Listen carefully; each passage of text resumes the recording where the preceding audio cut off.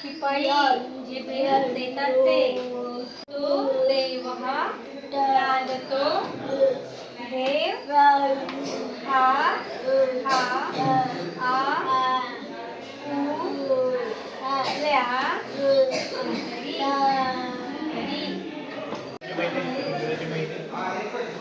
जानेवारी February March April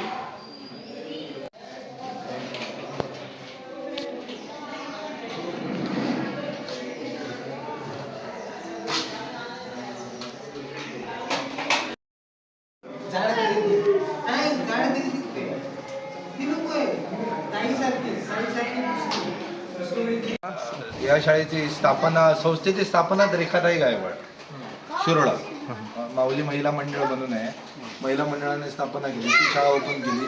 ते शाळेची मुलं आणि त्यांना मुलं भेटत आली तर म्हणजे म्हणलं मुलांचं कोण आहे कारण ते या मुलांसाठी पण आपण कार्य केलं पाहिजे. तर त्यांना वाटलं म्हणून या शाळेची स्थापना 2008चं रजिस्ट्रेशन आहे शाळेचं आणि आजपर्यंत गव्हर्नमेंटकडून या शाळेला काहीही मदत नाही. मग आम्ही म्हणतो काय यांचं नको कर्मचाऱ्यांचं राहून दे पगार देऊन चला ते आपली पोटं कुठेतरी भरतील पण या मुलांसाठी तरी काहीतरी केलं पाहिजे. मग ते कोणा थ्रू वगैरे असं काय आहे? अतुल साहेब म्हणून मंत्री आहे. आता काय झालंय माहिती आहे 2002 मध्ये कोर्टाने ऑर्डर दिली आहे दिव्यांग मंत्रालयाला का त्या मुलांचं धोरण बनवा त्या शाळांना ग्रँट द्या. 2002ची धोरण 2022 मध्ये बन 24 मध्ये बन 16 जुलै 2024 मध्ये देव पण कुठला कुठला आयडिया देतो बघा कारण काय उद्या याच्यापेक्षा प्रत्येक मुलाची मेमरी हे वेगळी.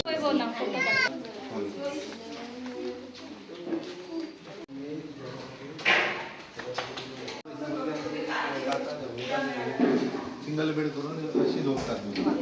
सेम प्लॅन त्या शाळेत आहे म्हणजे one side ladies one side gents मध्ये अधीक्षक तिकडे असतात त्यांच्यासोबत असतात तिकडे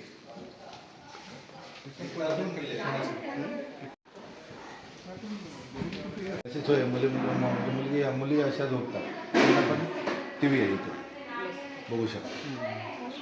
टप्पे पाडले जातात त्याचे 20 टप्पे झाले ना तर एक टप्पा घ्यायला किमान 15 दिवस जातात.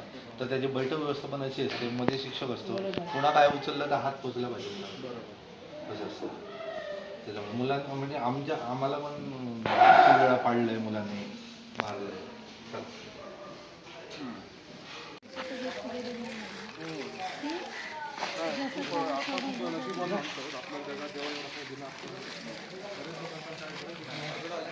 अपंग मुलं वगैरे उभारून व्हीलचेअर नाही येऊ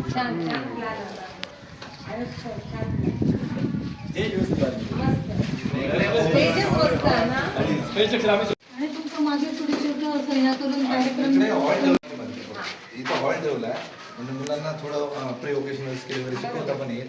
कॅरम इंडोर आता पावसात कसं आज आमच्या शाळेत बांधा खेमराज 10वी 1991 10वीची बॅच सगळे आमचे मित्रमंडळी म्हटलं तरी चालेल आणि आमच्या आरोसगावचे तलाठी मॅडम नागकर्णी मॅडम ते आणि त्यांची मित्रमंडळी सगळे इथं आले.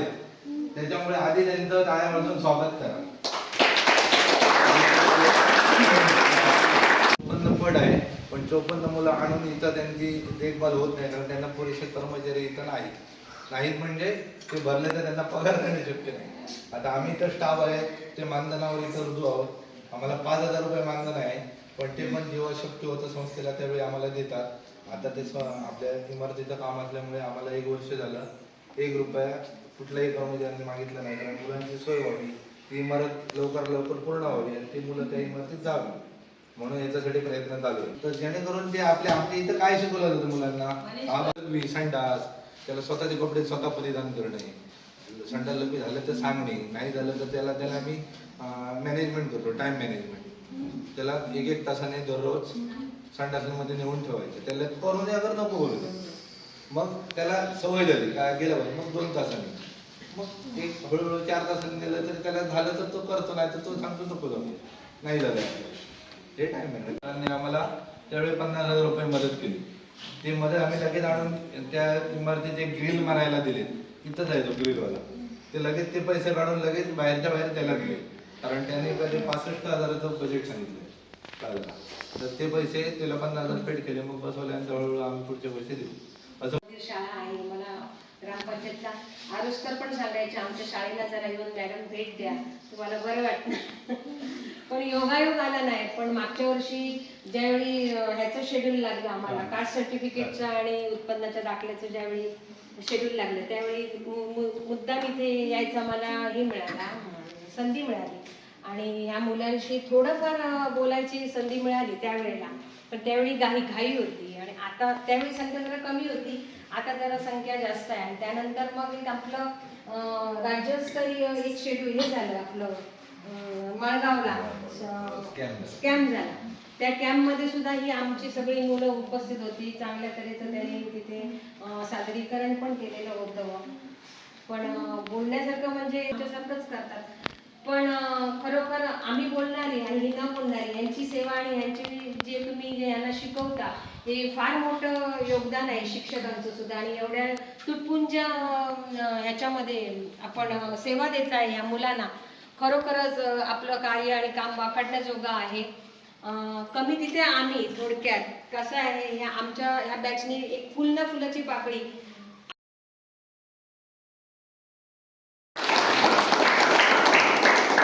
विनम्र अभिवादन करतो. आमची बांधा केमराज शाळेची जी 91ची बॅच आहे, त्याच्या वतीने आज आम्ही इथे आलेलो आहोत. आणि खूप दिवसापासून आमची इच्छा होती की या ठिकाणी आम्ही नाव ऐकून होतो, इथून प्रत्यक्ष यायचा माझा पहिलीच वेळ आहे.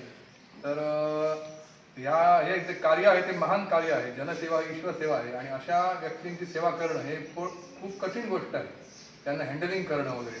आणि ते या ठिकाणी केलं जातं, आम्ही ऐकून होतो. आज आम्ही प्रत्यक्ष या ठिकाणी पाहिलं. आमच्या बॅचच्या वतीने आज या मुलांसाठी, या शाळेसाठी एक आमच्या ग्रुपतर्फे 10,500 रुपयाची मदत आम्ही देतो. प्लस आमचे हे मित्र जे अमेरिकेत असतात,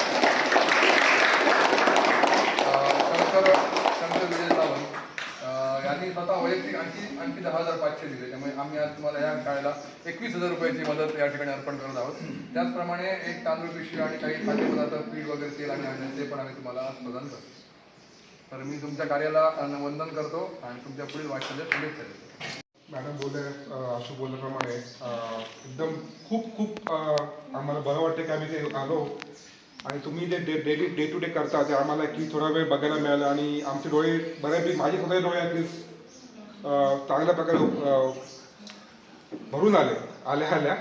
पण नंतर जरा वेळा थांबल्यानंतर मला ते म्हटल्याप्रमाणे की आपलीच मुलं आहेत, आपल्या जिल्ह्यातली मुलं आहेत. आणि मी परदेशात असतो आणि आमचं नेहमीचं जीवन हे खूप वेगळ्या प्रकारचं असतं. आणि मी दरवर्षी एक फेरी मारतोच. तर मागच्या वर्षी एका शाळेमध्ये गेलो होतो आणि चांगली शाळा होती. आणि ह्या वर्षी ह्या शाळेत जायचा चान्स मिळाला मला. तर खरं सांगायचं म्हणजे मी स्वतःला खूप भाग्यवान समजतो की थोडे ह्या कॉजमध्ये तुमच्या थोडंफार माझी का होईना आज मदत झाली. आणि मला असं वाटतं की एका वेळेची मदत नाही आहे, मला त्याच्या पुढे पण ह्या संस्थेबरोबर काम करायला आवडेल. आणि यांच्याकडे पैशाची मदत कोणी करू शकतो, म्हणजे त्याच्याकडे पैसे देवाला दिले तो देऊ शकतो. पण तुम्ही जे येऊन करता, आता कधी तुम्ही येऊन जे करता मुलांबरोबर, ते खरंच तुम्हाला सगळ्यांना मी एकदम पाया पडतो आणि तुम्हाला खूप चांगले विशेष देतो. तुम्हाला देवाने खूप चांगलं करावं आणि तुम्ही या मुलांची चांगल्या प्रकारे सेवा करावी. बोलण्याचं खूप आहे, पण तुमचं सगळं स्टाफ आणि तुम्ही म्हणजे ह्यांचं एक थोडंसं आमचं ग्रुप आम्ही थोडंसं करतो. कसं माहिती आहे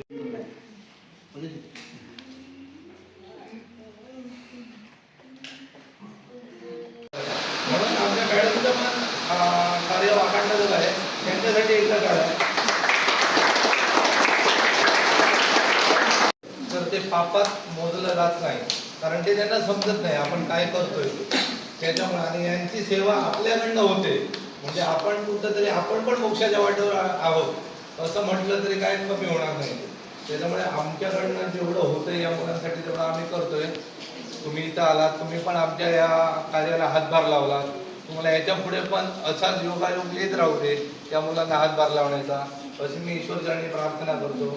आणि तुम्ही इथं येऊन मुलांना धान्य बिस्किट हे प्रदान केलं आणि आर्थिक मदत पण केली.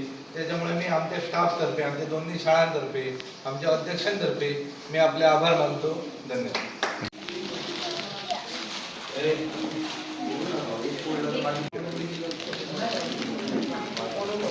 जेवणार मुलं आपल्याकडे ठीक आहे.